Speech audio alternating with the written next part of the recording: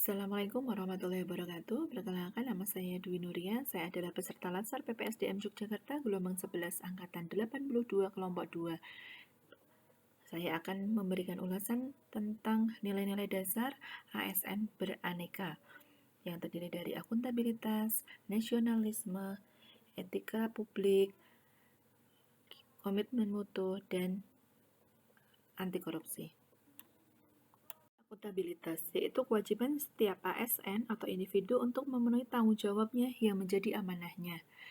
Antara lain untuk faktor pendukungnya adalah sudah adanya SOP. Kemudian yang kedua adalah adanya fasilitas pendukung medis atau sarana prasarana di wilayah kerja puskesmas. Kemudian adanya rekam medis, sumber daya manusia yang sudah tersedia, adanya dokter, perawat, bidan, ATLM, dan sebagainya. Kemudian yang kelima adanya program UKM dan UKP. Untuk penghambat dari akuntabilitas itu sendiri, pertama adalah SOP yang kurang update. Dengan adanya pandemi ini, SOP-SOP semuanya harus diperbarui karena sudah ditambahkan dengan PPI. Kemudian banyak alat yang tidak bisa bekerja secara optimal karena biaya perawatannya yang tinggi. Kemudian masih ada tenaga kesehatan yang malas untuk melengkapi rekam medis seperti dokter atau perawat. Mungkin ada yang tidak telaten untuk mengisi SOAP-nya. Kemudian sumber daya manusia yang kurang update, bisa juga karena kurangnya pelatihan-pelatihan atau yang lain sebagainya. Kemudian program tidak berjalan secara optimal karena wilayahnya yang luas. Di Puskesmas kami terdapat 20 desa yang sangat luas. Nah, itu menjadi kendala atau hambatan. Bagaimana cara untuk mengoptimalkan akuntabilitas di wilayah kerja kami? Pertama yaitu pembaharuan SOP. Dari SOP yang lama kita perbarui dengan SOP yang sekarang karena pandemi ini kita sisipkan untuk bagaimana untuk PPI-nya, bagaimana untuk melakukan tindakan-tindakan medis yang sesuai dengan PPI. Kemudian yang kedua adalah perawatan alat secara berkala. Jadi jangan sampai ditunggu rusak dulu baru diperbarui, tapi kita ada perawatan alat yang berkala. Kemudian mengingatkan untuk selalu menulis apa yang dikerjakan kepada tenaga kesehatan atau teman sejawat yang lainnya, bahwa apa yang kita kerjakan itu yang kita tulis, apa yang kita tulis itu yang kita kerjakan.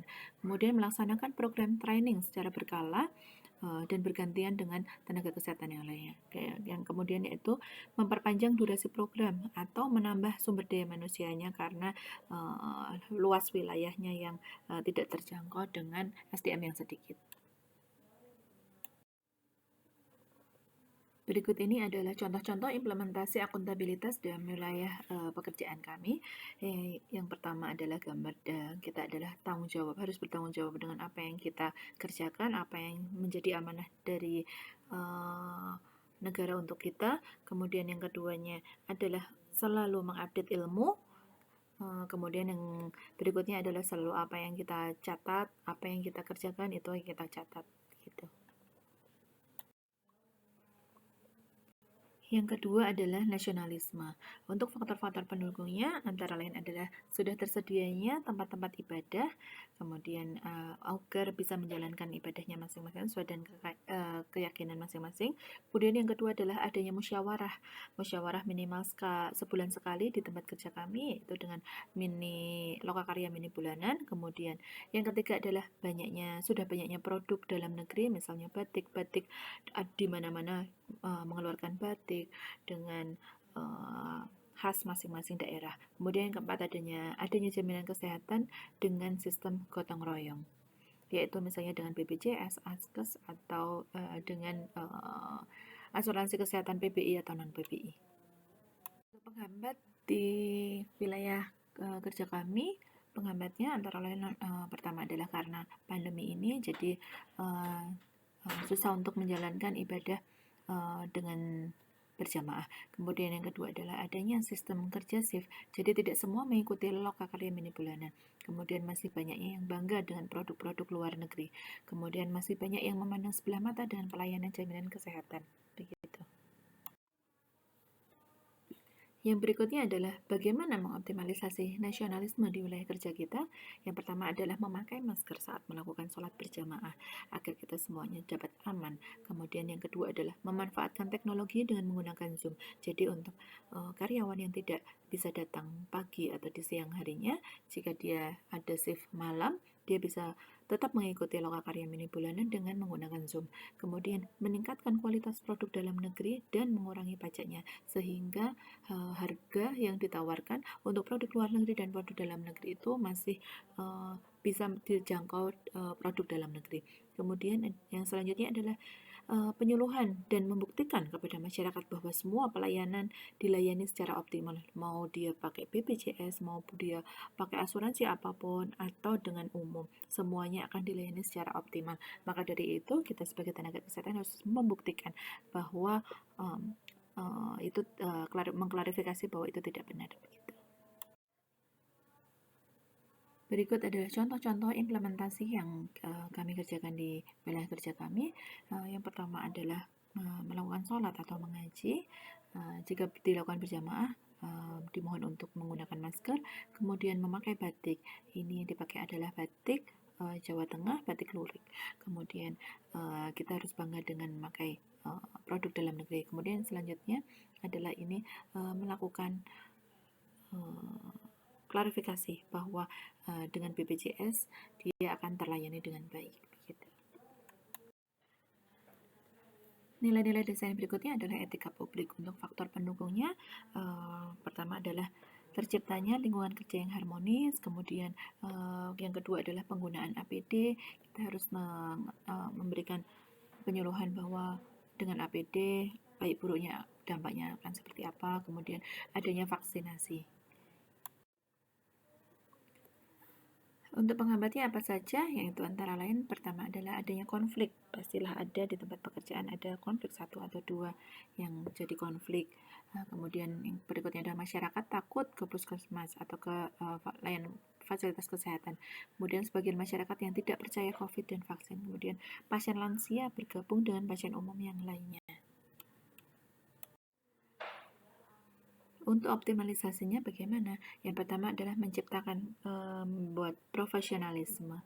Jadi jika ada konflik janganlah dibawa untuk di kantor atau di pekerjaan. Kemudian memberikan kenyamanan atau keamanan dan keramahan kepada pasien agar masyarakat percaya dengan puskesmas dan tidak takut ke fasilitas kesehatan. Kemudian memberikan penyuluhan dengan berbagai media mengenai COVID dan vaksinnya agar mereka mau untuk divaksin dan mau untuk menerapkan protokol kesehatan. Kemudian berikutnya adalah membuat poliklinik lansia atau puskesmas ramah lansia sehingga para lansia-lansia yang sudah lanjut usia itu dapat tertangani dengan baik, dengan nyaman dan aman.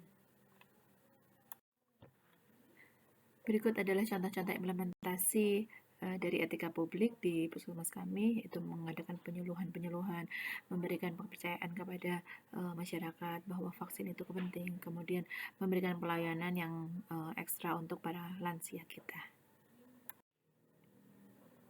Nilai-nilai dasar yang berikutnya, yang keempat yaitu komitmen mutu. Yaitu untuk pelayanan kita harus efektif, efisien. Pasien tidak menunggu terlalu lama. Kemudian ada yang sudah untuk faktor pendukungnya, sudah adanya antrian dan sistem screening, kemudian adanya SOP untuk menjaga kualitas pelayanan, dan adanya form kepuasan pelanggan untuk mengetahui mutu dari pelayanan kami.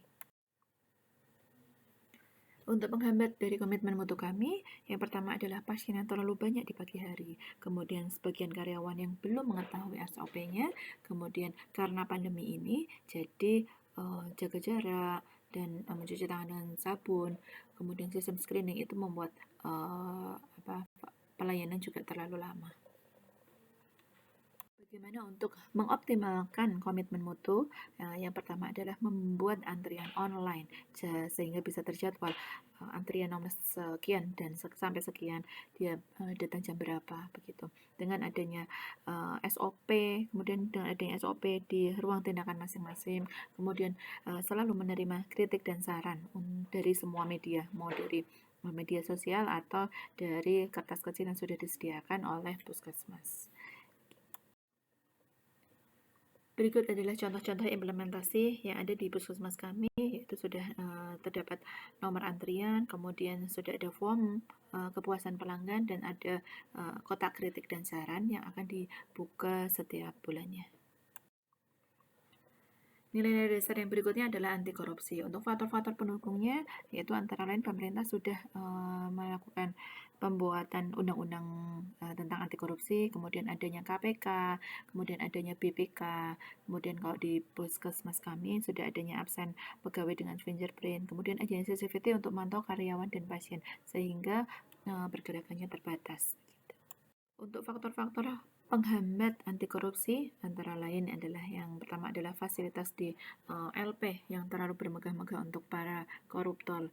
Kemudian yang kedua adalah karena pandemi ini absen dengan manual karena untuk mengurangi kontak dengan fingerprint. Kemudian adanya pungli yang berlapis-lapis sehingga susah untuk diantisipasi.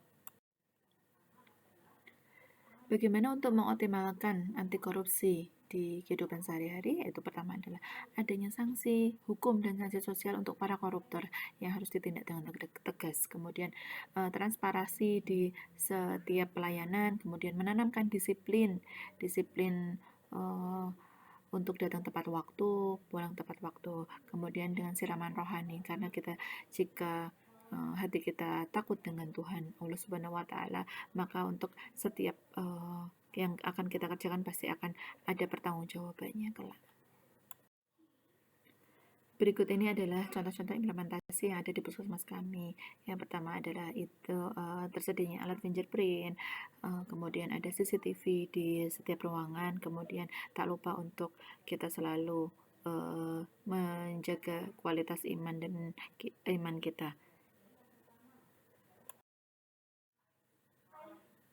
Sekian paparan dari saya. Mohon maaf atas segala kekeliruannya. Terima kasih atas perhatiannya. Bila taufiq wal hidayah. Wassalamualaikum warahmatullahi wabarakatuh.